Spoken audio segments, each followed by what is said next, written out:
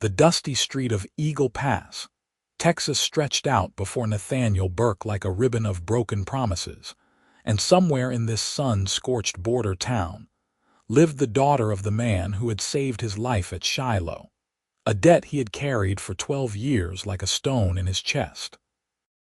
The year was 1874, and the war felt both distant and immediate, the memories still sharp enough to cut through the haze of whiskey and wandering that had defined his life since Appomattox.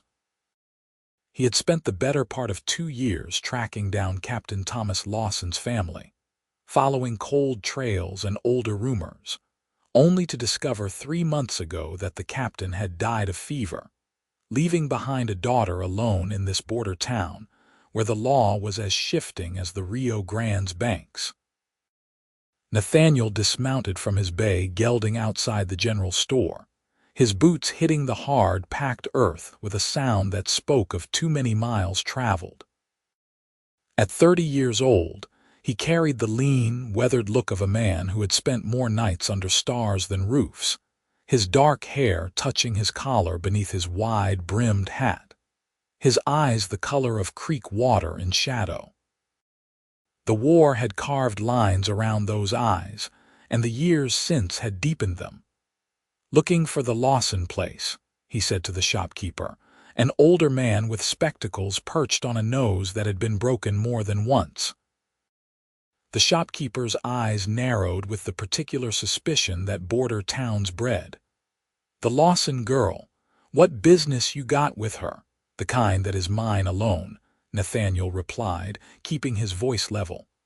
"I knew her father during the war." Something in his tone must have convinced the man because he jerked his thumb westward.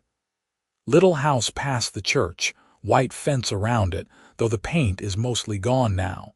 She runs a seamstress business out of there. Respectable girl, so you mind your manners." Nathaniel touched the brim of his hat in acknowledgement and led his horse down the street. Eagle Pass sprawled along the Rio Grande with the particular character of towns that existed between two worlds, neither fully American nor Mexican, but something forged in the necessity of survival.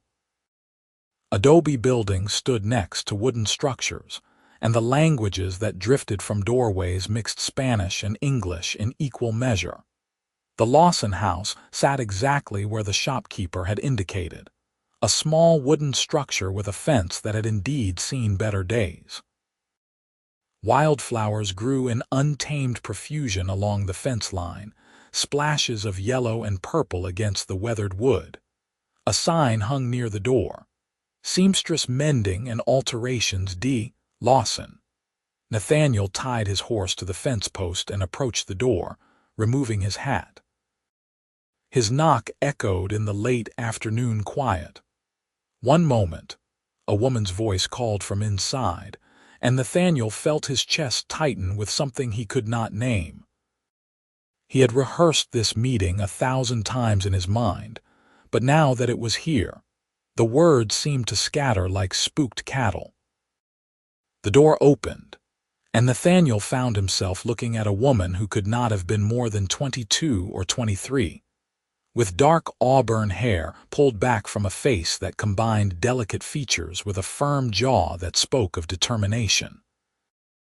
Her eyes were green, the color of new leaves, and they regarded him with cautious curiosity.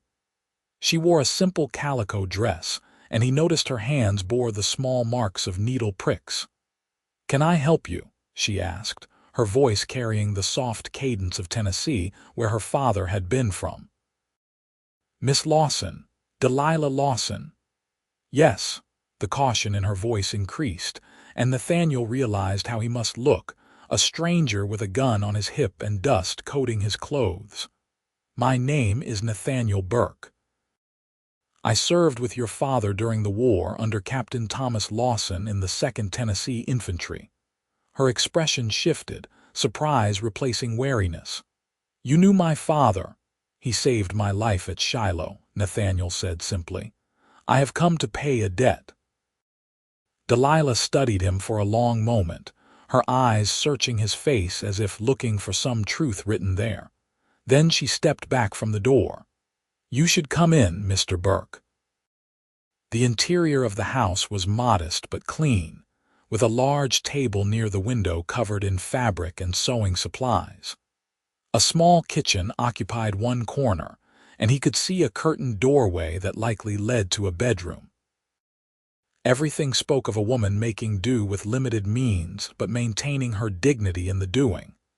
"Please sit," Delilah said, gesturing to one of the chairs at the table after clearing it of cloth. "Can I offer you water? I am afraid I do not have much else." "Water would be fine, thank you." Nathaniel sat, setting his hat on his knee, watching as she poured water from a pitcher into 2 tin cups. Her movements were graceful and efficient, and he noticed the way afternoon light caught in her hair. She sat across from him, her hands wrapped around her cup. "Tell me about Shiloh." "My father never spoke much of the war. He said some things were better left in the past." Nathaniel took a drink, the water cool and welcome after the dusty ride. "It was April 1862. We had been fighting for 2 days, and the Confederates were pushing hard. Our line broke, and I took a bullet in the leg, went down in a thicket. Your father came back for me, carried me to the surgeons under fire, lost 2 fingers on his left hand doing it." He paused, the memory as vivid as yesterday. "I never got the chance to properly thank him. After I healed up, we were assigned to different units. I have been looking for him since the war ended to tell him what his courage meant, to repay what I owed." Delilah's eyes had grown bright with unshed tears. "He never told me. I knew he had lost those fingers at Shiloh, but he always said it was just bad luck and bad timing. That was the kind of man he was, never wanted credit for his bravery. He died 6 months ago," Delilah said softly. "Fever took him quick. 1 week he was fine, the next he was gone. He had started a freight business here, but when he died, his partner claimed all the assets. Said my father owed debts. I could not prove otherwise, so I lost everything except this house, which was in my name from my mother." Anger kindled in Nathaniel's chest. "That does not sound legal." "Legal and what happens are not always the same thing, Mr. Burke, especially not for a woman alone." She straightened her shoulders. "But I manage. I have my sewing and I get by. Your father saved my life. I owe him a debt, and since I cannot repay him, I will repay it to you. Let me help." "What do you need?" Delilah shook her head. "I appreciate the offer, truly, but I cannot accept charity. I have made my way this far on my own work, and I will continue to do so. It is not charity, it is a debt of honor." "Mr. Burke, you seem like a good man, and I am grateful you thought well enough of my father to search for him all these years. But I do not need saving. I need customers and steady work, and those are things I must earn myself." Nathaniel recognized the steel in her voice, the same stubborn pride her father had possessed. He also recognized something else, something in the slight tremor of her hands that she tried to hide, the way her eyes darted to the window as if expecting trouble. "What are you not telling me, Miss Lawson?" She stood abruptly, moving to the window. For a long moment she was silent, her back to him. When she spoke, her voice was careful, controlled. "There is a man, Ramon Cortez. He owns much of the land around here, runs cattle, has men who do his bidding. He has decided that he wants this property, my house. Says this land belonged to his family before the war, before Texas was even Texas, and that he will have it back. Has he threatened you? Not directly, but his men ride by, sometimes late at night. They have killed my chickens, broken my fence. Last week they poisoned my well. I had to have it cleaned out, cost me most of what I had saved." She turned to face him, and he saw the fear she was trying so hard to conceal. "I went to the sheriff, but he said there was no proof and that property disputes were civil matters. Told me I should consider Cortez's offer to buy the land, said it would be the smart thing to do." "How much is he offering?" "1/10 of what it is worth." Enough for me to maybe get a room somewhere and start over with nothing. Nathaniel stood, his mind already working through the situation. He had seen this before, men with power and guns taking what they wanted from those who could not fight back. It made his blood run hot with a familiar anger, the same anger that had driven him to enlist all those years ago, believing he was fighting for something just. Then I will stay and make sure Cortez understands that you are not alone. A debt is a debt, Miss Lawson, whether you want to acknowledge it or not. Your father gave me back my life. The least I can do is make sure his daughter keeps her safe. Delilah crossed her arms, and he saw her father in the set of her jaw. I cannot pay you. I am not asking for pay. I am asking you to let me do what is right. They stood there, facing each other across the small room, and Nathaniel felt something shift in the air between them, something more than just the agreement he was asking for. Her eyes met his, and for a moment, he saw past the fear and pride to something softer, something lonely. There is a small barn out back, she finally said. You can stable your horse there and sleep in the loft if you insist on staying, but I want to be clear, Mr. Burke. I do not need a keeper. I need someone to help me stand my ground until Cortez realizes I will not be moved. Can you understand the difference? I can, Miss Lawson, and I respect it. She nodded once, sharp and decisive. Then you can stay, but there will be rules. You take your meals with me so the town sees you are here as a proper boarder, not skulking about. You keep your gun holstered unless there is real trouble. And you call me Delilah, not Miss Lawson. If we are to convince people you have a legitimate reason to be here, formality will only raise questions. Agreed. And you can call me Nathaniel or Nate if you prefer. Nathaniel suits you better, she said, and he thought he caught the hint of a smile at the corner of her mouth. Now I should start dinner. You look like you have not had a proper meal in some time. He wanted to protest, to say he could manage on his own supplies, but his stomach betrayed him with a low growl that made her actually smile. Dinner, then, and Nathaniel, thank you for remembering my father and for staying, even if I am too stubborn to say I need the help. Your father was stubborn too. It is what kept him alive long enough to save me. That evening, as Nathaniel settled his horse in the small barn and climbed to the loft with his bedroll, he found himself thinking not about the debt he owed, but about the woman with green eyes and auburn hair who sewed in the fading light to keep herself fed. There was something about her fierce independence, her refusal to be broken by circumstances that would have crushed a lesser person, that called to something in him he thought the war had killed. He lay in the darkness, listening to the sounds of Eagle Pass settling into night, and he made a silent promise to the memory of Captain Thomas Lawson. He would protect this man's daughter, no matter what it cost him. It was a debt of honor, yes, but as sleep claimed him, Nathaniel suspected it was becoming something more. The next morning, Nathaniel woke to the smell of coffee and frying bacon drifting up from the house. He descended from the loft, washed up at the pump in the yard, and knocked on the back door. Delilah answered, already dressed for the day, her hair braided and coiled at the nape of her neck. Good morning. I hope you slept well enough in the loft. Better than I have in many places, thank you. She led him inside where a simple breakfast was laid out on the table. As they ate, Nathaniel studied the house more carefully in the morning light.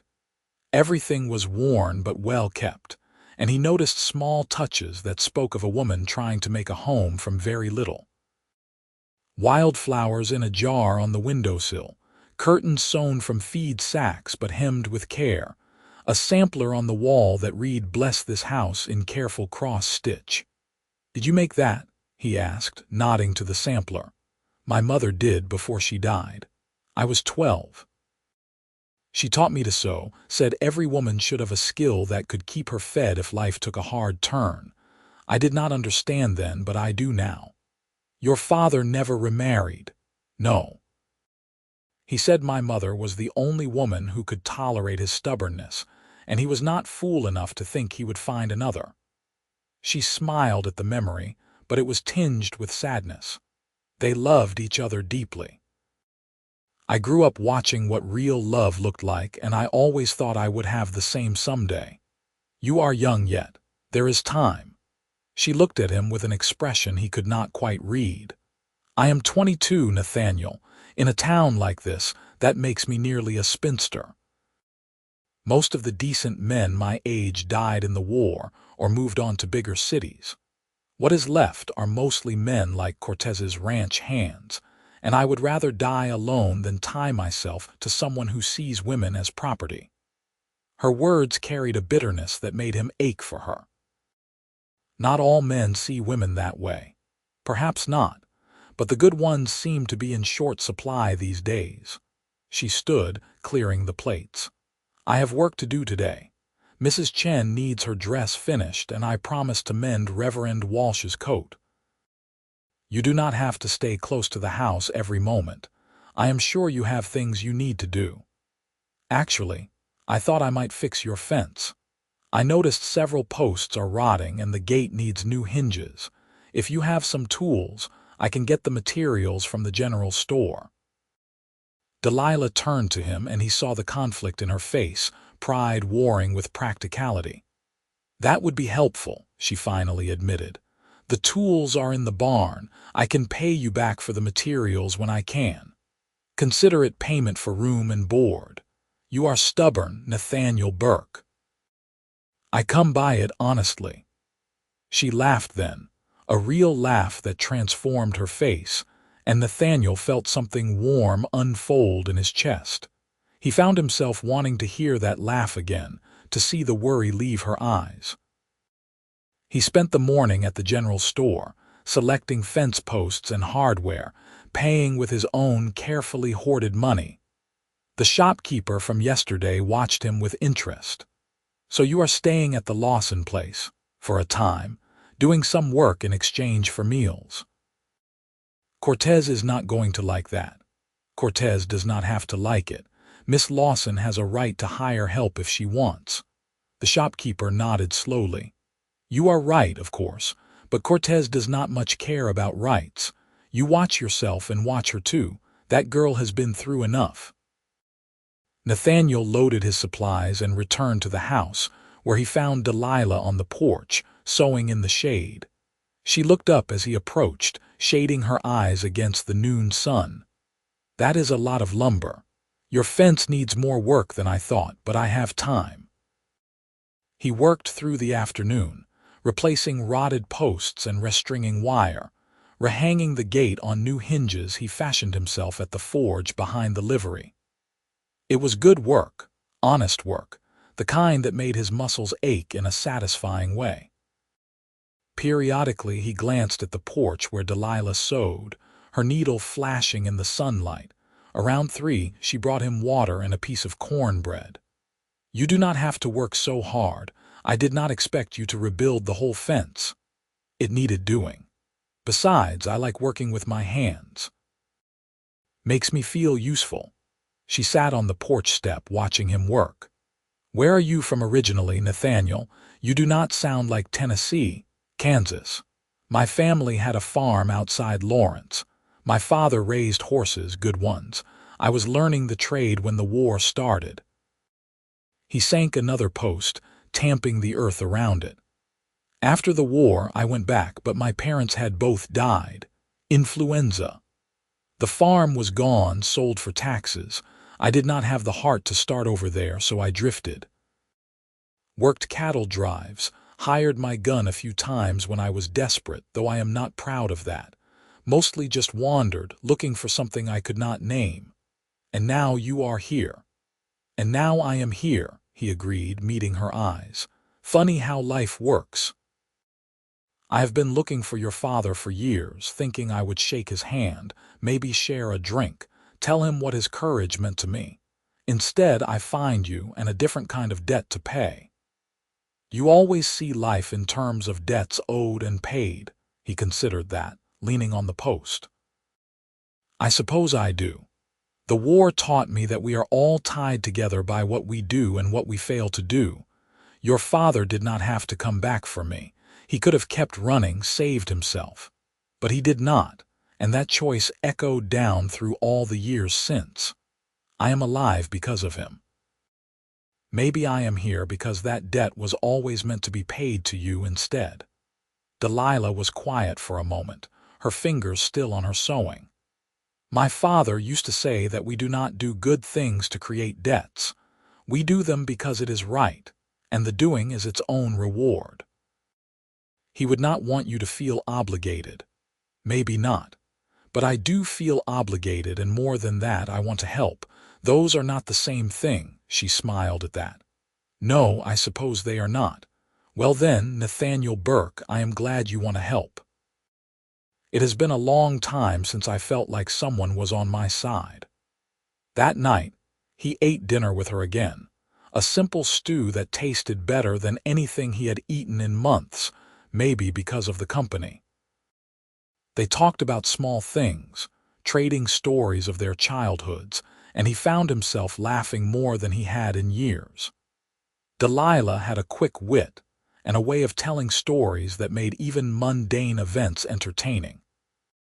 So there I was, she said, her eyes sparkling with mirth, covered head to toe in blackberry juice because I had fallen into the bushes trying to pick the high branches, and my father just looked at me and said, "Well, at least we know you will make a good jam." Nathaniel laughed, imagining a younger Delilah stained purple and indignant.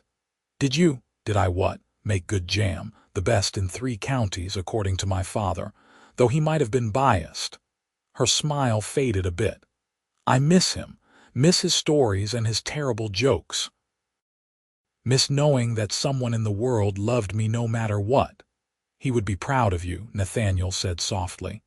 The way you have stood your ground, made a life for yourself. That takes courage, or stubbornness. Sometimes I cannot tell the difference. They are often 2 sides of the same coin. 3 days passed in a pattern of work and meals and conversation. Nathaniel finished the fence and moved on to other repairs, fixing loose boards on the porch, replacing a broken window, mending the barn roof where it leaked. Delilah protested his industry, but he could see her relief each time something broken became whole again. On the 4th evening, as they sat on the porch watching the sun set in a blaze of orange and gold, riders appeared at the end of the street. 4 men on horseback, moving slowly, deliberately. Nathaniel felt Delilah tense beside him. "Cortez's men," she said quietly. Nathaniel stood, his hand resting casually near his gun. "Stay behind me." The riders stopped at the new gate, and the lead man, a tall Mexican with silver conchos on his vest and a scar across his cheek, looked at Nathaniel with cold appraisal. "You are new here," the man said. His English was perfect, barely accented. "New enough. Something I can help you with." "I am Diego Cortez, brother to Ramon. We own the land surrounding this house. I wonder who you are and why you are here." "My name is Nathaniel Burke. I am a friend of Miss Lawson's family. I am staying here to help with some repairs." Diego's eyes flicked to Delilah, then back to Nathaniel. "Miss Lawson has had many opportunities to accept my brother's generous offer for this property. Perhaps you could convince her that it would be wise to reconsider. Perhaps you could convince your brother that harassing a woman alone is not the action of an honorable man." The air went tight with tension. The 3 men behind Diego shifted in their saddles, and Nathaniel measured distances and odds with the part of his mind that had never quite left the war. Diego smiled, but it did not reach his eyes. "You are bold for a stranger. But boldness without understanding can be dangerous. My brother is a patient man, but his patience has limits. This land has been in our family's claim for generations. It is a matter of honor, not harassment." "Funny how honor and intimidation look so similar sometimes," Nathaniel replied. But I will tell you plain, Miss Lawson is not selling. Not to your brother, not to anyone. And anyone who has a problem with that will have to go through me to make their point." For a long moment, Diego studied him, and Nathaniel held his gaze without flinching. Finally, Diego nodded slowly. "You have been warned, Mr. Burke. What happens next is on your head." He turned his horse. "Vaya con Dios." The riders disappeared into the gathering dusk, and Nathaniel felt Delilah's hand on his arm, her grip tight. "You should not have challenged him like that. Diego is dangerous and Ramon is worse. They have killed men for less." "Maybe so. But running scared only encourages men like that. Your father did not teach me to run from a fight." He covered her hand with his. "I meant what I said. They will not touch you while I am here." She looked up at him, her face pale in the twilight, and he saw fear there, yes, but also something else. Trust, perhaps, or the beginning of it. "I am afraid, Nathaniel, not just of what they might do, but of getting you hurt because of my stubbornness. Maybe I should just leave Eagle Pass. Start over somewhere else. Is that what you want?" "No. This is my home, my father's house. It is all I have left of him and my mother, but I do not want blood spilled over it either." Nathaniel turned to face her fully, and in the dying light her eyes looked almost gray. "Some things are worth standing for, Delilah. Your home, your right to live without fear, those things matter. Your father understood that. He went back into gunfire to save one soldier because he believed every life mattered, that doing right was more important than doing safe. I think you understand it too, or you would have left already. I am not as brave as you think I am. You are braver. I have a gun and the training to use it. You have been facing this alone with nothing but your will. That is real courage." She stepped closer to him, and he caught the scent of lavender and cotton. "Will you promise me something, Nathaniel, if I can? Promise me that if it comes to real trouble you will not die for me. My father saved your life once. I could not bear it if you threw that away for a debt you think you owe." He wanted to promise, to ease the worry in her eyes, but he could not lie to her. "I cannot promise that, but I can promise I will do everything in my power to make sure we both come through this hole. Will that do?" She searched his face for a long moment, then nodded. "It will have to. Come inside. It is getting cold, and I do not want them to think they have frightened us into hiding." They went inside, and Delilah lit the lamps, casting warm light through the windows. As she prepared coffee, Nathaniel sat at the table, thinking about the look in Diego Cortez's eyes, the calculation there. This was not over, not by a long shot. But he had faced worse odds in the war and survived. He would survive this too, and he would make sure Delilah did as well. "Tell me about your brother," he said when she brought the coffee. "Ramon, not Diego." Delilah sat across from him, wrapping her hands around her cup. "Ramon is the elder brother, maybe 45 or so. He came back to Eagle Pass about 5 years ago with money from cattle he had driven to Kansas. Used it to buy land, built it into an empire. He has a ranch north of here, runs several hundred head of cattle. Diego manages the day-to-day operations while Ramon handles the business side. They are powerful, Nathaniel, and they are not used to being told no. Everyone can be told no. Some just need to hear it more firmly than others. I hope you are right, but I have seen what they do to people who cross them.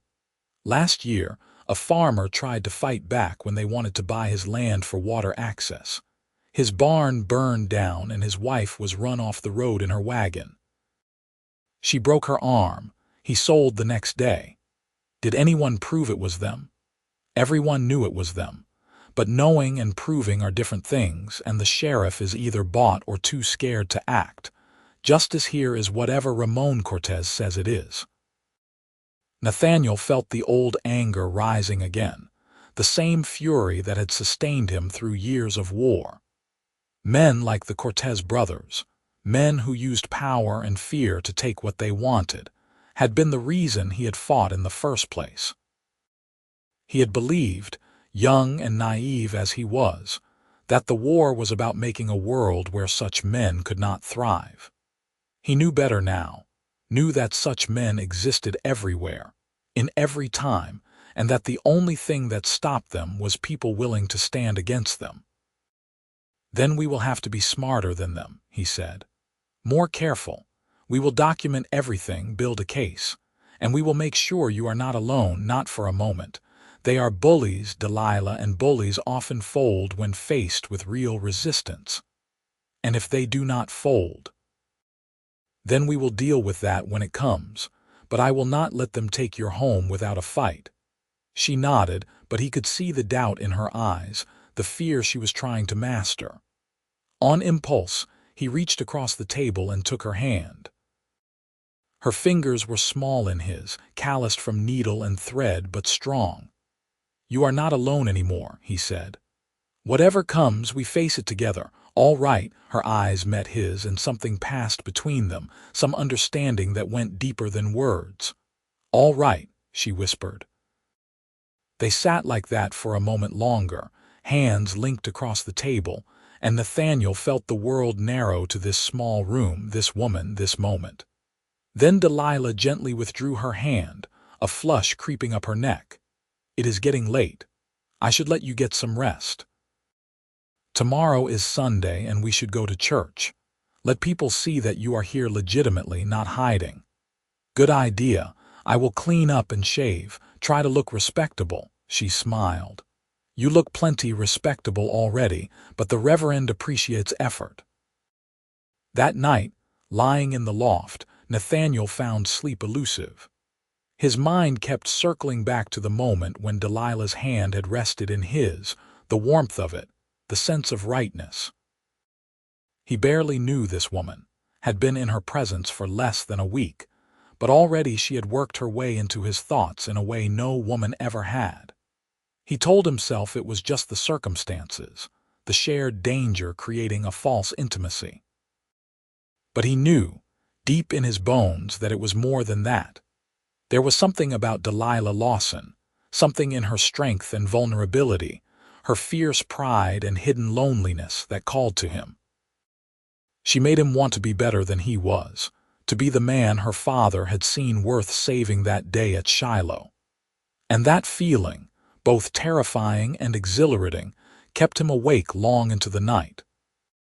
Sunday morning dawned clear and bright, and Nathaniel took extra care with his appearance, shaving carefully, wearing his cleanest shirt, brushing the dust from his coat. When he knocked on the house, Delilah opened the door in a dress of deep blue that made her eyes look like emeralds. Her hair was arranged in a more elaborate style, soft curls framing her face. "You look beautiful," he said before he could stop himself. She blushed, ducking her head. "Thank you. You look quite handsome yourself."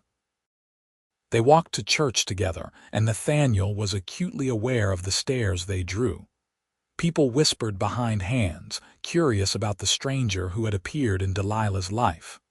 When they entered the small white church, Reverend Walsh greeted them warmly. "Miss Delilah, always a pleasure. And you must be Mr. Burke. I heard you had come to town." "Word travels fast," Nathaniel observed. "In a small town it is practically instantaneous," the Reverend replied with a smile. "Any friend of Captain Lawson's is welcome here. He was a good man, sorely missed." They took a seat near the back, and Nathaniel felt Delilah relax slightly beside him. The service was simple and heartfelt, and Nathaniel found himself moved by the hymns, the sense of community that filled the small space. It had been years since he had attended church, had felt part of something larger than himself. After the service, several people approached to introduce themselves, most with genuine warmth. But Nathaniel noticed a few who kept their distance, their expressions wary or hostile. He filed away faces, making mental notes. "Mr. Burke." The voice came from behind him, smooth and cultured. Nathaniel turned to find a man in an expensive suit, his hair silver at the temples, his eyes dark and assessing. "I am Ramon Cortez. I believe you have met my brother." Nathaniel measured the man before him. Ramon Cortez carried himself with the confidence of someone accustomed to power, but there was calculation in his eyes, a coldness that spoke of a man who saw other people as pieces on a board to be moved or removed as needed. "I have." He delivered your warning. "Warning? No, no, merely information. I like to know who is in my town, what their intentions are. You understand, I am sure." Ramon smiled, but it held no warmth. "I hear you knew Miss Lawson's father during the war, a noble friendship to come so far to pay respects." "I am not here to pay respects to the dead. I am here to help the living." "Admirable. But perhaps you do not fully understand the situation. This is a complicated matter of property and history. An outsider might not appreciate the nuances." Delilah stepped forward, her chin raised. "There are no nuances, Mr. Cortez. The land is mine, legally and clearly. Your claims to historical ownership have no basis in current law, as you well know. I will not sell, no matter how many times you ask or how many ways you try to intimidate me." Ramon's eyes hardened, though his smile remained fixed. "Intimidate? Miss Lawson, I have made you a fair offer, nothing more. If you have experienced difficulties, perhaps you should look to the general dangers of a woman living alone, not to manufactured conspiracies." "There is nothing manufactured about poisoned wells and dead livestock," Nathaniel said quietly. "And if those difficulties continue, I will make it my business to trace them back to their source. I am not as easy to discourage as a woman alone." "Is that a threat, Mr. Burke?" "It is a statement of fact. Miss Lawson is under my protection now. Anyone who wishes her harm will have to answer to me." For a moment, the mask of civility slipped, and Nathaniel saw the ruthlessness beneath. Then Ramon smiled again, spreading his hands in a gesture of false peace. "I see we understand each other. That is good. Understanding prevents unfortunate misunderstandings." He tipped his hat to Delilah. "Miss Lawson, I hope you will reconsider my offer. It really is quite generous, and accepting it would save us all a great deal of unpleasantness. Good day." He walked away, and Nathaniel felt the tension drain from his shoulders. Delilah's hand found his arm, her grip tight. "He is dangerous, Nathaniel, more dangerous than Diego. He hides it better, but it is there." "I know. I have seen his kind before. But knowing what we are up against is half the battle. Come on, let us get you home." They walked back to the house in silence, and Nathaniel could feel Delilah's fear like a living thing between them. Once inside, she collapsed into a chair, her careful composure crumbling. "I am sorry. I try to be strong, but when he looks at me like that, like I am nothing, just an obstacle to be removed, it terrifies me." Nathaniel knelt beside her chair, taking her hands in his. "You have nothing to apologize for. Fear is natural, but you stood up to him in front of the whole congregation. That took real courage. It did not feel like courage, it felt like desperation. Sometimes they are the same thing. Delilah, look at me." He waited until her eyes met his. "You are not alone in this. I meant every word I said. I will protect you, and I will not let Ramon Cortez take your home. Do you believe me?" She searched his face, and slowly she nodded. "I do. I do not know why, but I trust you, Nathaniel Burke. I have not trusted anyone in a long time, but I trust you." The words hit him with unexpected force, and he realized that her trust meant more to him than almost anything. He wanted to be worthy of it, to be the man she saw when she looked at him with those green eyes. "Then trust me when I say this will work out. We will find a way through."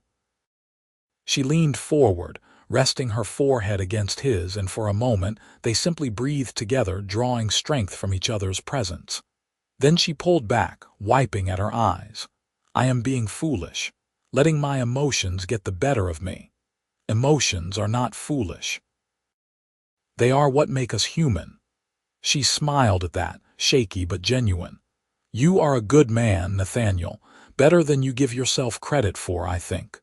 The rest of that day passed quietly, but Nathaniel could not shake the feeling that a storm was gathering. Ramon Cortez was not a man who accepted defiance easily, and the confrontation at church had been a clear challenge. Something would happen, and soon. He made sure his guns were clean and loaded, that he knew every approach to the house, every place a man could hide. That night he did not sleep in the loft. Instead, he sat on the porch, wrapped in a blanket, watching the darkness. Around 2 in the morning he heard horses, distant but approaching. He stood, his hand on his gun, waiting. 4 riders emerged from the darkness, moving slowly down the street. They stopped in front of the house, and Nathaniel recognized Diego Cortez's tall form. "You are keeping late hours, Mr. Burke," Diego called. "I have found it pays to be vigilant. What can I do for you at this hour? My brother sent me with a final offer. $1,000 for the land and house. It is more than fair, and it comes with a promise of safe passage to anywhere Miss Lawson wishes to go. And if she refuses," Diego shrugged, "then my brother's patience is at an end. Things will become difficult. It would be a shame if Miss Lawson were to have an accident or if her house were to catch fire. These old wooden structures, they burn so easily." Nathaniel felt rage flood through him, cold and clarifying. "You ride back to your brother and tell him this. If anything happens to Miss Lawson or her property, I will hold him personally responsible. And I will not go to the law or wait for justice. I will bring it myself, directly to his door. He can think on that before he acts. Bold words for one man against many. I have faced many before.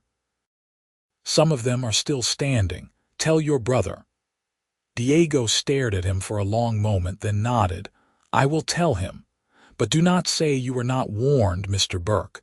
My brother does not make idle threats. Neither do I." The riders turned and disappeared into the night, and Nathaniel stood watching until the sound of hoofbeats faded. Behind him, the door opened and Delilah emerged, wrapped in a shawl. I heard voices. What did they want? To deliver a final offer and a threat. I sent them back with a promise of my own.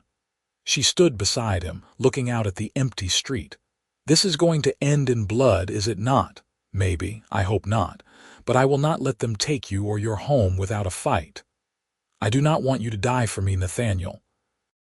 He turned to her, seeing the tears on her cheeks in the moonlight. Without thinking, he reached up and brushed them away with his thumb. "I am not planning on dying, but I am planning on living, and right now, living means standing here with you defending what is right. Can you understand that?" "I am trying to. It has been so long since anyone cared enough to stand with me. I do not know how to accept it." "You accept it by trusting that I am here because I want to be, not because I have to be. The debt to your father opened the door, Delilah, but I am staying for different reasons now." She looked up at him, her eyes wide. What reasons? He knew he should not say it, knew it was too soon, that the situation was too fraught for this kind of truth. But standing there in the moonlight with this brave, beautiful woman, he could not hold it back. "Because in the past week, I have come to care for you, more than I thought possible. Because when I think about leaving Eagle Pass, about walking away from you, it feels like a wound. Because you make me want to be the man your father thought I was worth saving." "Nathaniel," she whispered, and then she was in his arms, her face pressed against his chest, her shoulders shaking. He held her, stroking her hair, murmuring wordless comfort. When she finally pulled back, her eyes were red but clear. "I care for you too. I have been trying not to, telling myself it was just gratitude or fear making me feel this way. But it is more than that.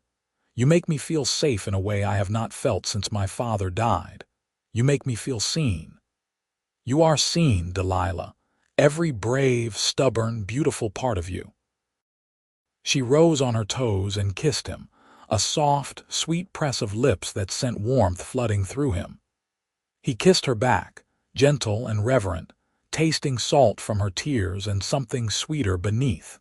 When they parted, she rested her hand against his cheek. "Whatever happens, I want you to know that I am grateful you came into my life. You have given me hope when I had none, and that is a gift beyond price. We are going to survive this," he promised. "And when we do, I am going to court you properly, the way you deserve. Take you to dances and dinners and make everyone in Eagle Pass see what I see when I look at you." She laughed, shaky but real. "I would like that. But for now, can we just stand here? I feel safe in your arms." "As long as you need," he said, and held her as the moon tracked across the sky. The next 3 days were tense, but quiet. Nathaniel remained vigilant, never letting Delilah out of his sight when she left the house for errands or deliveries. They fell into a routine that felt almost domestic, sharing meals and conversation, stealing moments of closeness when the fear receded enough to allow it. Delilah told him about her dreams, about wanting to expand her sewing business into something larger, maybe a dress shop that employed other women. Nathaniel told her about his childhood on the horse farm, about the dreams he had harbored before the war had changed everything. They talked about the future in careful hypotheticals, neither quite brave enough to speak directly about a future together, but both understanding that the possibility hung between them like a promise. On the 4th day, Nathaniel rode into town for supplies. He had grown more comfortable leaving Delilah alone for short periods during daylight hours, and she had work that needed her full attention. But as he was loading his purchases onto his horse, he saw smoke rising from the direction of her house. Terror gripped him, and he abandoned his supplies, spurring his horse into a gallop. He covered the distance in minutes that felt like hours, his heart pounding with sickening dread. But when he reached the house, he found it untouched. The smoke was coming from the barn. Delilah stood in the yard, her face streaked with tears, watching as flames consumed the small structure. His horse screamed from inside, and Nathaniel did not think, just ran. He kicked open the burning door, fighting through smoke and heat to reach the terrified gelding. He cut the rope that held him, led the panicked animal out just as part of the roof collapsed behind them. He stumbled into the yard, coughing, his eyes streaming. Delilah rushed to him, her hands on his face checking for injuries. "Are you all right? Oh God, Nathaniel, you could have been killed." "I am fine," he rasped. "What happened?" "I was inside working when I smelled smoke. By the time I got out here, the whole barn was burning. I tried to get your horse, but the smoke was too thick." Nathaniel looked at the burning structure, then at the ground near the entrance. Fresh tracks, several sets, leading away from the barn. Someone had set this fire deliberately and recently. "Did you see anyone?" "No, but I heard horses maybe 20 minutes before I noticed the smoke. I thought they were just passing by." Rage and relief warred in Nathaniel's chest. Relief that Delilah was safe, that his horse had survived. Rage at the men who would do this, who would terrorize a woman in her own home. "Go inside and pack what you need. We are leaving tonight." "Leaving? No, Nathaniel, I told you I will not be driven from my home." "You are not being driven anywhere. We are going to the sheriff, and if he will not help, we are going to the territorial marshal. This has to end, Delilah. They have crossed a line, and I will not wait for them to cross another." She started to argue, then seemed to see something in his face that stopped her. She nodded. "All right, but I am not running scared, Nathaniel. I am going to fight this the right way through the law." "That is exactly what we are going to do." While Delilah packed a bag, Nathaniel made sure the fire would not spread to the house, using water from the pump to wet down the nearby ground. By the time the barn had collapsed into smoldering embers, she was ready. They rode together on his horse, Delilah sitting in front of him, his arms around her as he held the reins. The physical closeness would have been improper under other circumstances, but neither of them cared. They rode straight to the sheriff's office. Sheriff Tom Garrett was a man in his 50s, with a weathered face and eyes that had seen too much. He listened to their story with an expression that shifted from concern to resignation. "I believe you, Miss Lawson, Mr. Burke. I truly do. But believing and proving are different matters. You said you did not see who set the fire. Without witnesses or evidence, my hands are tied." "The tracks," Nathaniel said. "At least 4 horses, likely Cortez's men. Could be anyone's horses. Could be men passing through who saw an empty barn and decided to cause mischief." "I cannot arrest Ramon Cortez on speculation." "You mean you will not?" Nathaniel said, his voice hard. The sheriff's eyes flashed with anger, but also with something that might have been shame. "You do not know what you are asking. Cortez has money and men. If I go after him without ironclad proof, it will be my job, maybe my life. I have a wife and children to think about. And Miss Lawson has a right to live in peace. Or does that matter less than your comfort? That is not fair. None of this is fair, Sheriff. But you took an oath to uphold the law.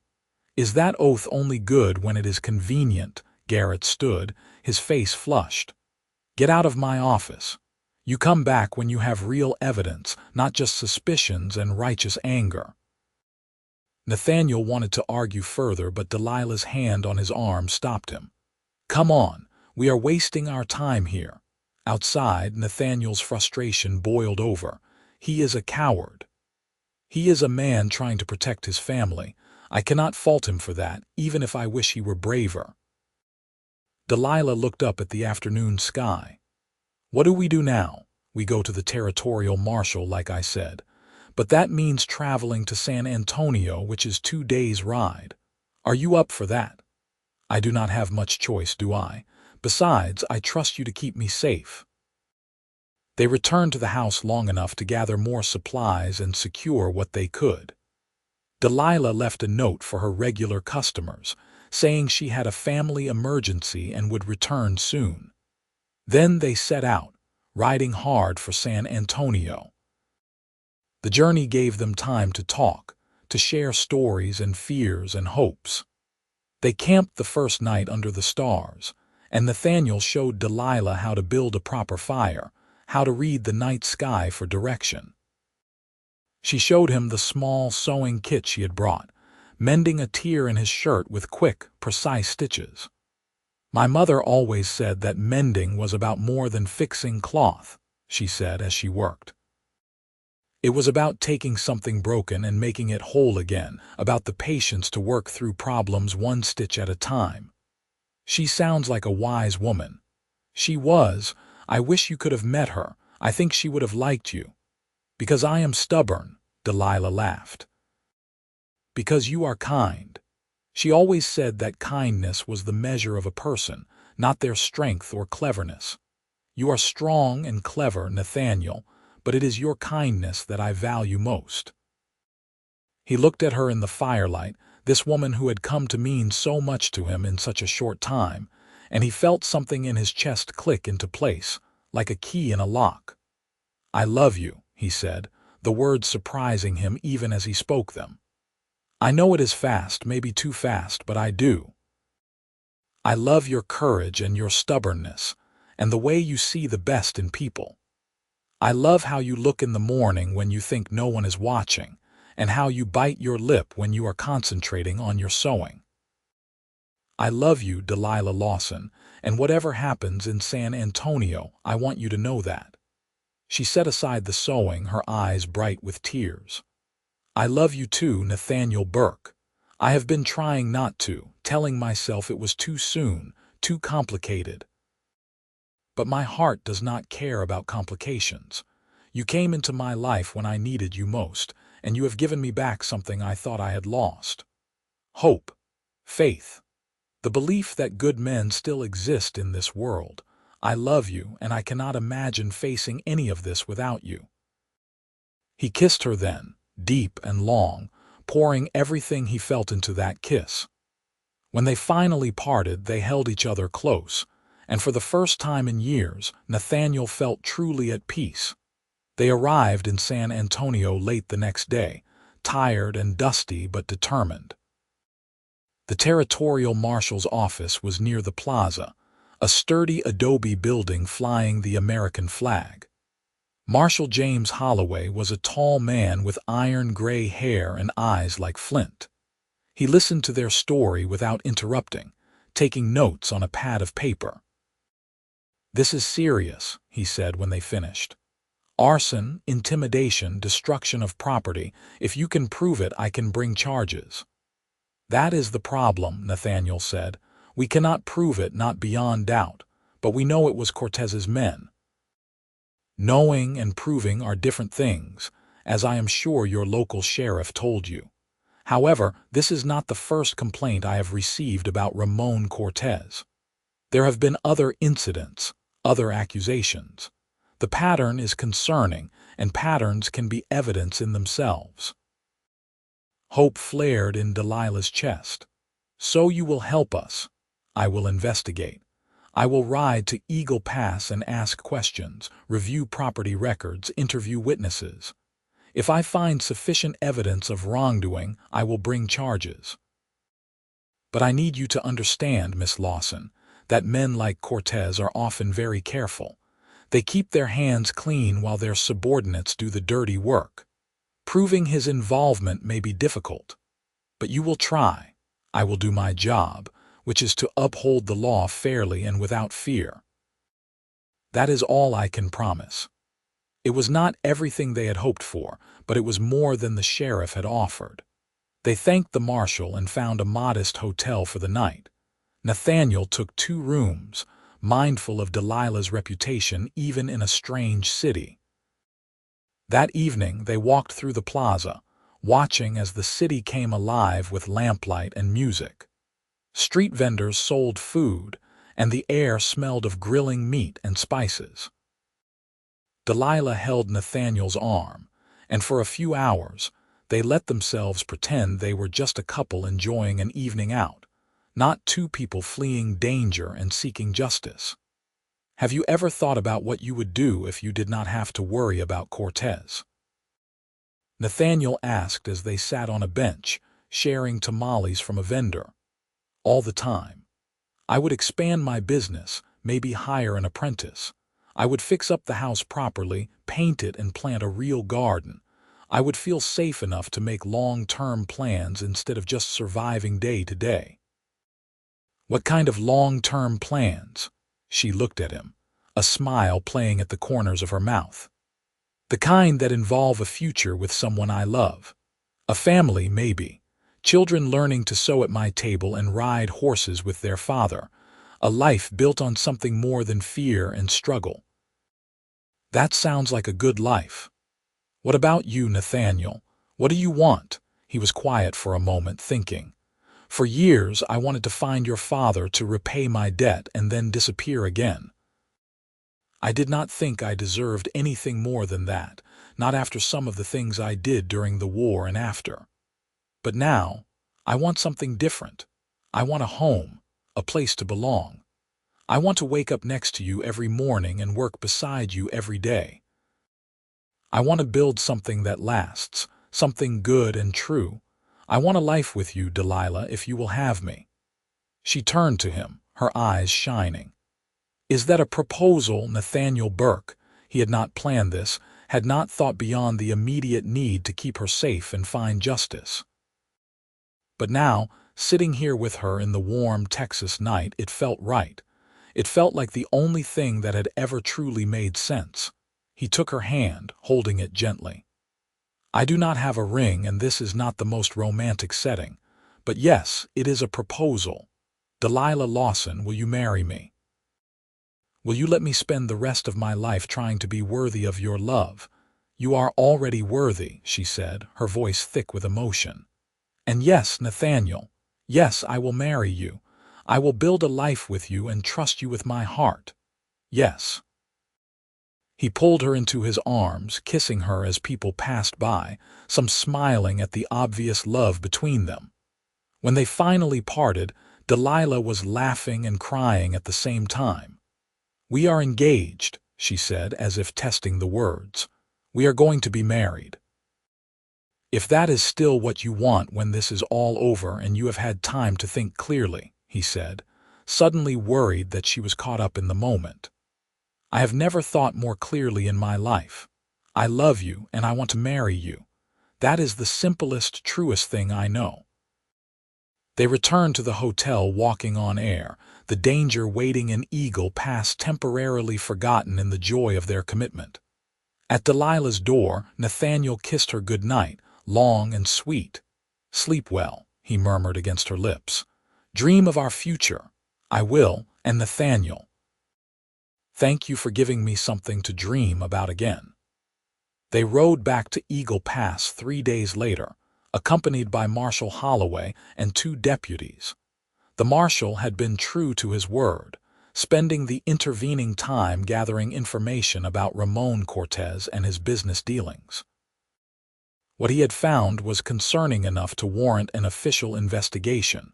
When they arrived in Eagle Pass, they found the town buzzing with tension. News of the marshal's involvement had spread, and people were choosing sides. Some, emboldened by the law's presence, came forward with their own stories of intimidation and coercion. Others, loyal to or afraid of Cortez, closed ranks. The marshal set up in the sheriff's office, much to Garrett's obvious discomfort, and began interviewing witnesses. Delilah and Nathaniel gave their statements, and others followed. The farmer whose barn had burned, the widow whose water rights had been stolen, the shopkeeper who had been pressured to refuse service to Cortez's enemies. A picture emerged of systematic abuse of power, of a man who used fear and violence to build his empire. But the marshal was right that Cortez had been careful. No direct evidence linked him to any specific crime. Everything was done through intermediaries, through his brother and the ranch hands who worked for him. On the 3rd day of the investigation, Ramon Cortez himself appeared at the sheriff's office, flanked by lawyers from San Antonio. He was the picture of wronged innocence, expressing shock and dismay at the accusations. "I am a businessman, Marshal. Yes, I have made offers on various properties, but always fairly and within the law. If my employees have overstepped, I was unaware, and I will of course dismiss anyone proven to have acted improperly. But to suggest that I orchestrated some campaign of terror is absurd and slanderous." Nathaniel, watching from the back of the room, felt his hands clench into fists. The man was smooth, practiced, and his lawyers were good. They produced property records, sales agreements, financial statements, all carefully prepared to show Cortez as a legitimate businessman. Marshal Holloway was not impressed. "What about the threats, the destroyed property? The pattern of incidents that coincidentally happened to people who refused to sell to you? Coincidence is not evidence, Marshal. This is a rough country. Accidents happen. As for threats, if Miss Lawson or anyone else claims my employees threatened them, I demand proof. Hearsay and speculation are not grounds for charges." The marshal's jaw tightened. "I am still investigating. Do not leave town, Mr. Cortez." "I have no intention of leaving. This is my home and I have nothing to hide." As Cortez left, surrounded by his lawyers, he paused near Nathaniel and Delilah. His smile was cold. "You have caused a great deal of trouble, Miss Lawson. I hope you feel it was worth it. But I suspect, when all is said and done, you will find that the law protects those who respect it, not those who make wild accusations." He tipped his hat. "Good day." Outside, Delilah slumped against Nathaniel. "He is going to get away with it, is he not? All his money and lawyers, he will walk away free." "Maybe not. The marshal is not giving up, And even if he does walk away from criminal charges, we have something else. What? We have each other, and we have your property. He has not won as long as you still have your home. And I will make sure you keep it. That night, as they sat in Delilah's parlor, there was a knock at the door. Nathaniel answered it to find Diego Cortez standing on the porch, alone and with his hands clearly visible and empty. "I need to speak with you both. May I come in?" Nathaniel's hand rested on his gun. "Why should we trust you?" "Because I am tired of my brother's games and because I have information you need." Diego's face was haggard, and for the first time, Nathaniel saw something other than cold calculation in his eyes. "Please, 5 minutes." Nathaniel let him in, keeping himself between Diego and Delilah. Diego stood in the center of the room, looking uncomfortable and out of place. "My brother did not send me. He does not know I am here. But I need you to understand something. Ramon is not going to let this go. The marshal's investigation has made him angry, and when he is angry, he is dangerous. He has ordered me to make an example to show that defying him has consequences." "Are you threatening us?" Nathaniel demanded. "No, I am warning you. Tomorrow night, Ramon plans to have this house burned to the ground with you in it. He has hired men from outside Eagle Pass, men who will not hesitate to kill. The marshal's presence has made him desperate, and desperate men make terrible choices." Delilah's face went white. "Why are you telling us this? Why betray your brother?" Diego looked at her, and his expression was complex, filled with regret and something that might have been shame. "Because I have a daughter about your age. Because I thought I was helping my brother reclaim what was rightfully ours. But I realize now that we lost any right to this land the moment we started terrorizing innocent people to get it back. Because I am tired of being a monster." He pulled a folded paper from his pocket. "This is a signed confession detailing my brother's involvement in various crimes, including the burning of your barn. I will give it to the marshal tomorrow morning, and I will testify against Ramon if needed.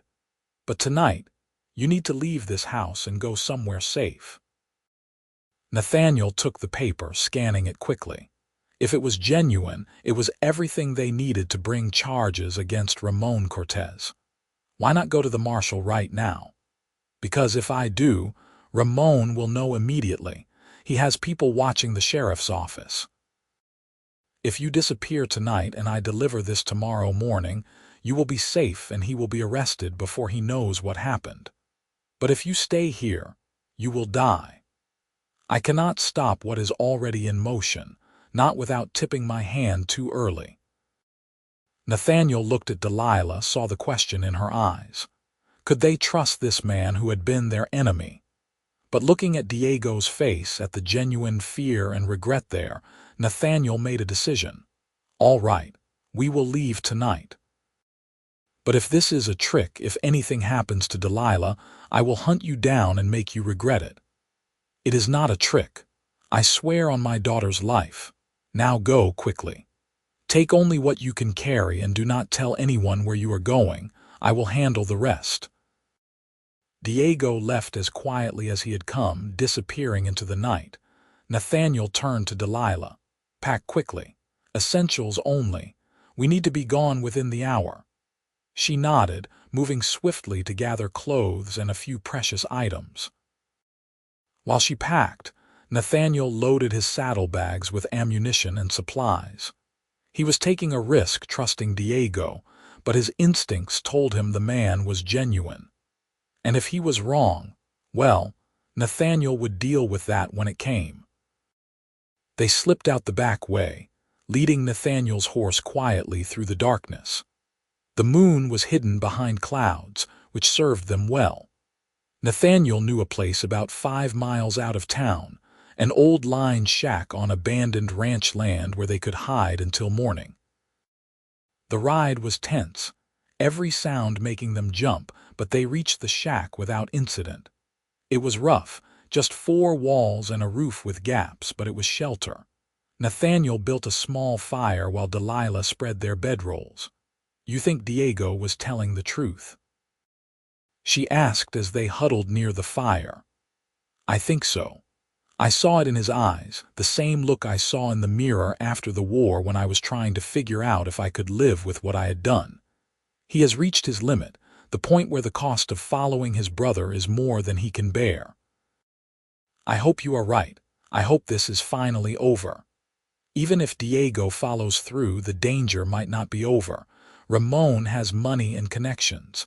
He could post bail, come after us again." Delilah moved closer to him and he wrapped his arm around her. "Then what do we do?" "We make sure the charges stick. We testify, we fight, and we do not give up. And if the legal system fails us, we leave Eagle Pass. Go somewhere Ramon's influence cannot reach and start over. I do not want to leave my home. I know. But I would rather have you alive somewhere else than dead in Eagle Pass. Your home is wherever you are, Delilah. Wherever we are together." She tilted her face up to his, and he kissed her, trying to pour all his love and reassurance into that kiss. When they parted, she rested her head on his shoulder. "Tell me about the horse farm again. The one your father had."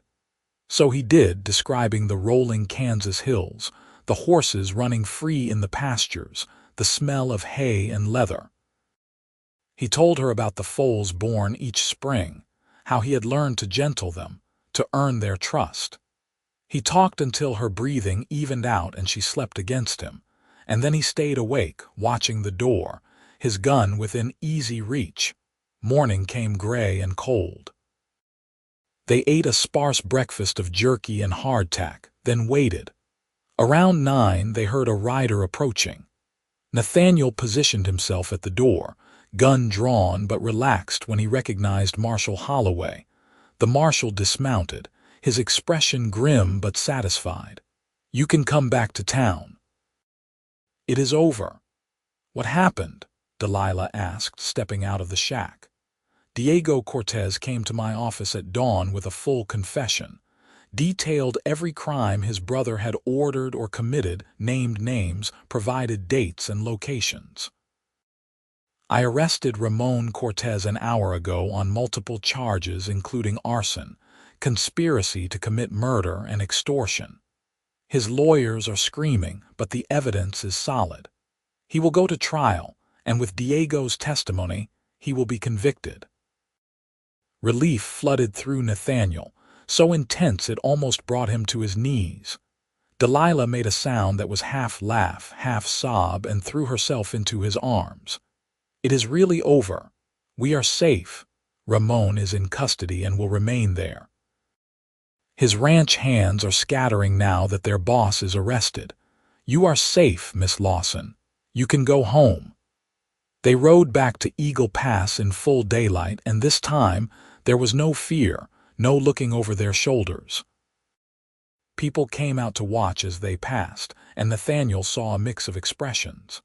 Some were relieved, others disappointed that the entertainment was over, but most seemed genuinely happy that justice had been done. At Delilah's house, they found it untouched. Diego had been telling the truth. The men Ramon had hired had been intercepted by the marshal's deputies before they could act. Everything was safe. Delilah stood in her yard, looking at the house and the burned remains of the barn, and tears streamed down her face. But they were tears of relief, of release. "I can stay. I can rebuild. I can have a life here again." Nathaniel held her close. "We can have a life here, if you will still have me, if you still want to marry me now that the danger has passed." She pulled back to look at him, her eyes fierce. "The danger did not make me love you, Nathaniel Burke. It just made me realize it faster. I want to marry you. I want to build a life with you right here in this house where my parents loved each other and where I learned what real love looks like. Will you stay? Will you make Eagle Pass your home? Anywhere you are is home to me. Yes, I will stay. We will rebuild the barn together, expand your business, maybe start a horse breeding operation on the side. We will build something good and lasting, just like we talked about." She kissed him then, deep and full of promise, and Nathaniel felt the last piece of his wandering soul settle into place. The trial of Ramon Cortez took place 2 months later in San Antonio. Nathaniel and Delilah traveled there to testify, along with a dozen other victims of Cortez's schemes. Diego testified for the prosecution, his voice steady as he detailed years of corruption and violence.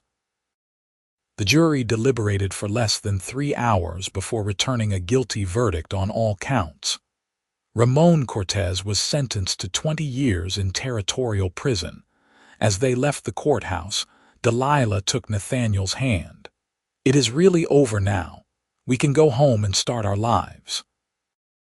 They were married 3 weeks later in the little white church in Eagle Pass, with Reverend Walsh officiating and half the town in attendance. Delilah wore a dress she had sewn herself, white cotton with lace she had traded for from a customer, and she had never looked more beautiful. Nathaniel wore his best suit, cleaned and pressed, his hair trimmed and his face freshly shaved. As they exchanged vows, promising to love and cherish each other through all the days of their lives, Nathaniel thought about the long road that had brought him here. The war that had nearly killed him, the years of wandering, the debt he had carried like a weight. All of it had led to this moment, to this woman, to this new beginning. When the Reverend pronounced them husband and wife, Nathaniel kissed Delilah to the sound of cheers and applause, and he felt complete in a way he had never imagined possible. The reception was held in the town square, with food contributed by neighbors and music played by anyone who could manage an instrument. They danced as the sun set, Delilah laughing as Nathaniel spun her, her dress flaring out around her. "Happy, Mrs. Burke?" he asked as the music slowed. "Happier than I ever thought I could be, Mr. Burke. You have given me everything I dreamed of and things I did not even know to dream about. You gave me the same. You gave me a reason to stay in one place, to build instead of drift. You gave me hope." That night, in the house that was now truly theirs together, they began their life as husband and wife. And in the morning, they woke tangled together in the bed that had been Delilah's but was now theirs, sunlight streaming through the window.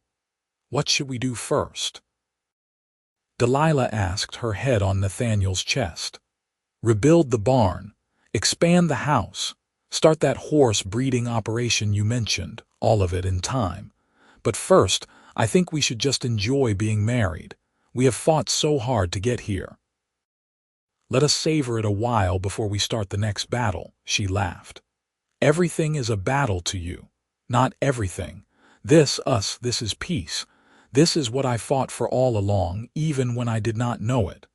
They spent the next month settling into married life. Nathaniel rebuilt the barn with help from some of the townsmen who had been grateful to see Cortez brought to justice. It was larger than the original, with room for multiple horses and a proper tack room. Delilah expanded her sewing business, taking on an apprentice, a young widow who needed work to support her children. Nathaniel started small with the horses, buying a good mare and breeding her to a stallion from a ranch north of Eagle Pass. He had not lost his touch with horses, and the foal that was born the following spring was strong and well-formed, already showing signs of good temperament. Life fell into a rhythm that was both ordinary and extraordinary. They worked side by side during the days, Delilah at her sewing while Nathaniel tended the horses or made repairs around the property. In the evenings, they would sit on the new porch he had built, watching the sun set over Eagle Pass, talking about their days and their dreams. A year after their wedding, Delilah began to feel sick in the mornings. At first, she worried it was some illness, but the doctor confirmed what she had begun to suspect.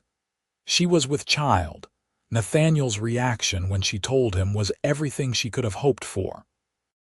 He picked her up and spun her around, laughing with pure joy, then immediately set her down gently, worried he might hurt her. "We are going to have a baby," he kept saying, as if he could not quite believe it. "We are going to be parents." "You are going to be a wonderful father," Delilah said, her hands on his face. "Our child will be so lucky to have you." "I am the lucky one. You and this baby, you are my whole world." The pregnancy was not easy. Delilah was sick for months, and there were times when Nathaniel worried himself raw with fear that something would go wrong. But Delilah was strong, and she bore the discomfort with the same stubborn determination she brought to everything. Their son was born on a warm May evening in 1876, 2 years after Nathaniel had first arrived in Eagle Pass. The birth was long and difficult, and Nathaniel paced outside the bedroom where the midwife attended Delilah, every cry she made cutting into him like a knife. But when the midwife finally emerged, carrying a squalling bundle, and placed the baby in his arms, every moment of fear evaporated. He looked down at his son, tiny and red-faced and perfect, and felt love so fierce it stole his breath. "You can go in now," the midwife said. "She is asking for you." Delilah lay in their bed, pale and exhausted but smiling. When she saw Nathaniel carrying their son, her smile widened. "Come meet your mama," Nathaniel murmured to the baby as he sat on the edge of the bed. He placed the infant in Delilah's arms, watching as she gazed down at their child with wonder. "He is perfect," she whispered. "Absolutely perfect. What should we name him?" They had discussed names for months but had never quite decided. Now, looking at his son and his wife, Nathaniel knew. "Thomas, after your father. The man who gave me the chance to be here, to have this life with you." Delilah's eyes filled with tears. "Thomas Nathaniel Burke, I think my father would have been honored. And I think he would have been proud of you, of what you have built, of the mother you are going to be." Little Thomas was an easy baby for the most part, though he had a set of lungs that could wake the whole town when he was hungry. Nathaniel discovered that he loved fatherhood, loved the weight of his son in his arms, the way Thomas would grip his finger with surprising strength, the sound of his gurgles and coos. Delilah bloomed in motherhood, managing to balance her sewing business and caring for Thomas with a grace that amazed Nathaniel. They hired a girl from town to help with some of the household work, giving Delilah time to both work and rest. The years passed in a blur of growth and change.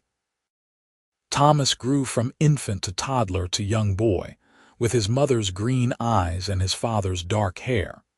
He was fascinated by the horses, and Nathaniel taught him to ride almost as soon as he could walk, patient and careful as his own father had been. The horse breeding operation expanded. Nathaniel's reputation for quality animals spread, and buyers came from as far as San Antonio to purchase his stock. The business grew profitable enough that Delilah was able to open her dress shop in town, a small storefront where she employed 3 women and created beautiful garments for customers throughout the region. When Thomas was 4, Delilah became pregnant again. This time, the pregnancy was easier, and their daughter was born on a crisp October day. They named her Sarah, after Nathaniel's mother, and she had her father's gray eyes and her mother's auburn hair. Their family felt complete. 2 healthy children, a thriving business, a home filled with love and laughter.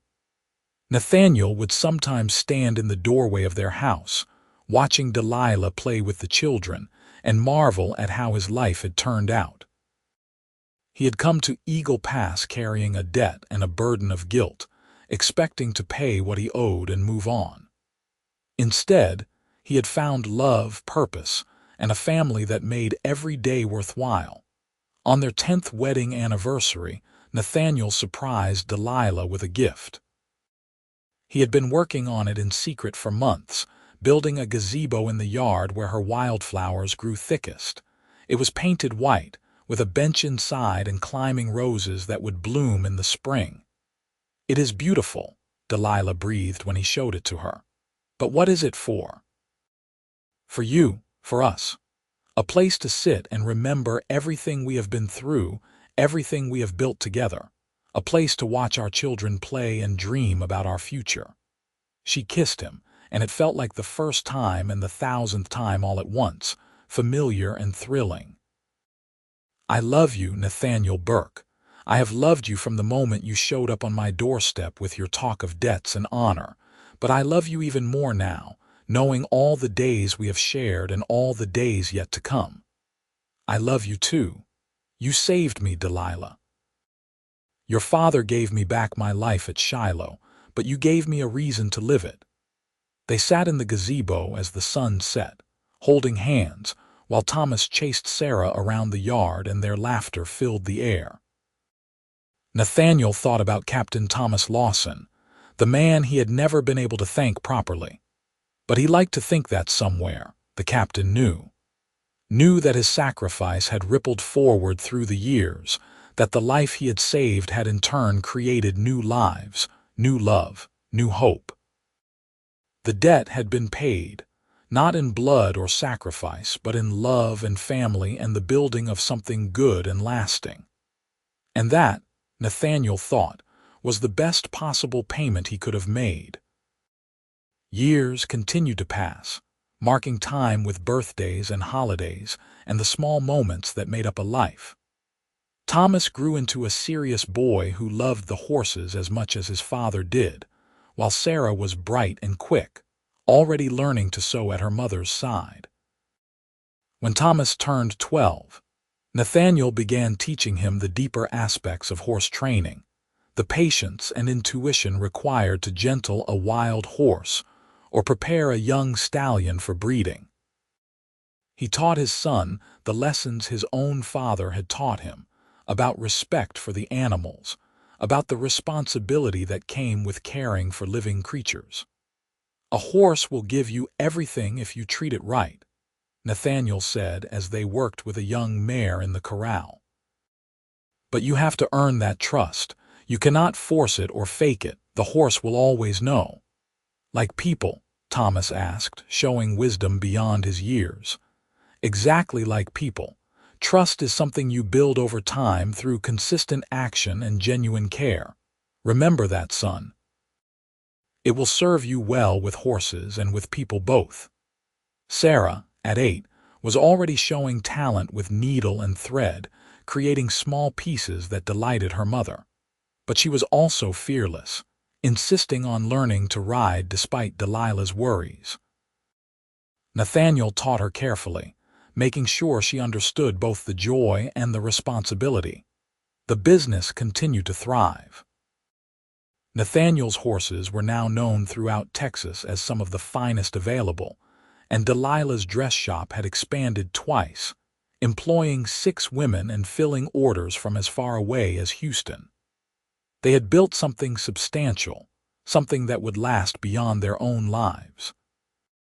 On Thomas's 15th birthday, Nathaniel took his son aside for a serious conversation. "There is something I need to tell you, something about how I came to Eagle Pass and met your mother." He told Thomas the story of Shiloh, of his grandfather's courage, of the debt that had brought Nathaniel to this town. He told him about the confrontation with Ramon Cortez, about Diego's redemption, about the fight to protect what was right. Thomas listened intently, his young face serious. "So you and Mama, you fell in love while fighting to save her home." "We did. Though I think I started falling in love with her the moment she opened her door, all fierce pride and stubborn determination. The danger just made me realize it faster." Grandpa Thomas sounds like he was a brave man. "He was, and your mother is his daughter in every way. You come from brave people, Thomas. People who stand up for what is right even when it is hard. I hope you will carry that forward." "I will, Papa. I promise." Sarah, who had been listening from the doorway, ran in and hugged Nathaniel. "That is the most romantic story ever. You saved Mama and she saved you back. Nathaniel laughed, hugging his daughter close. That is exactly right, sweetheart. We saved each other. That evening, the whole family gathered in the gazebo, now covered in blooming roses. Delilah had prepared a special dinner for Thomas's birthday, and they ate together as the stars came out. "Tell us again how you met," Sarah demanded, as she often did. So Nathaniel told the story again, with Delilah adding her own perspective, laughing at the memory of this dusty stranger appearing on her doorstep with his serious eyes and his talk of honor. "I thought he was going to be more trouble than he was worth," Delilah admitted. "A drifter with a gun and a debt. I almost sent him away." "What changed your mind?" Thomas asked, his eyes. "When he talked about my father, I saw genuine respect and grief, and I saw something else. Loneliness. I recognized it because I felt it too. So I let him stay, and he turned my world upside down in the best possible way." Nathaniel reached for her hand. "You turned mine upside down too. Made me believe I could be more than just a man drifting from place to place. Made me want to stay, to build, to be part of something larger than myself." "That is what love does," Delilah said softly. "It transforms us, makes us braver and better than we ever thought we could be." As the children cleared the dishes, Nathaniel and Delilah stayed in the gazebo enjoying the quiet evening. "You ever regret it?" Delilah asked suddenly. "Staying here. You could have gone anywhere, done anything. Instead, you tied yourself to a small town and a woman with more problems than prospects." Nathaniel turned to her, taking both her hands. "I have never regretted a single day. You are my home, Delilah. This family, this life, it is everything I never knew I wanted. I would make the same choice 1,000 times over. Even through all the hard parts, the lean years when the horse business was just starting, the nights we worried about money or the children's health. Especially through those parts, because we faced them together. That is what marriage is, what family is, facing the hard things together and coming out stronger on the other side." She leaned her head on his shoulder. "We have built a good life, Haven, not we, the best life. And it is not over yet. We have grandchildren to look forward to, watching our children build their own lives and families. We have years ahead of us still. I hope so. I hope we have many more years growing old together, watching our family grow. We will." "I am not going anywhere, Delilah Burke. You are stuck with me," she laughed. "Good, because I am not done with you yet." Thomas married at 22 to a lovely young woman from a neighboring ranch, a girl who loved horses as much as he did.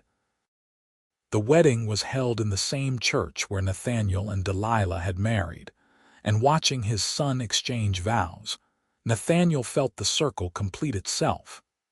Life moving forward, generation to generation, carrying forward the love and values that had been planted all those years ago. Sarah, independent and strong-willed like her mother, took over the dress shop when she was 25, expanding it further and developing a mail-order business that brought in customers from across the state. She married a banker from San Antonio, a kind man who supported her business ambitions and loved her fierce spirit. Nathaniel and Delilah became grandparents 5 times over, and their house was often filled with the sound of children's laughter as their grandchildren visited. They taught the little ones to sew and ride, passing on skills and stories, making sure the family's history was preserved. On their 30th wedding anniversary, the whole family gathered for a celebration. The gazebo had been expanded over the years, and now it could hold all of them. As Nathaniel looked around at his children and grandchildren, at Delilah beside him with silver threading through her auburn hair, he felt overwhelming gratitude. "I want to say something," he announced, and the family quieted. 30 years ago, I came to Eagle Pass carrying a debt. I thought I was here to repay what I owed to a man who had saved my life. But what I found was so much more. I found love, family, purpose, and home. I found the woman who would become my partner in all things, who would give me children and grandchildren, who would build a life with me that exceeded my wildest dreams. He turned to Delilah, his voice thick with emotion. "You are the love of my life, Delilah Burke. Every day with you has been a gift. Thank you for taking a chance on a dusty stranger with more debts than prospects. Thank you for loving me, for building this family with me, for making every day worth living." Delilah was crying, and so were several of their children. "And thank you for being the man I always knew you were, for standing with me when I was alone and afraid, for giving me a love I thought only existed in stories, for being my partner, my love, my home. I would choose you again, Nathaniel, always." They kissed to the sound of applause and happy tears, and Nathaniel knew that this moment surrounded by family and love, was what life was truly about. Not grand gestures or heroic sacrifices, but the daily choice to love and be loved, to build something good and lasting, to face life's challenges together.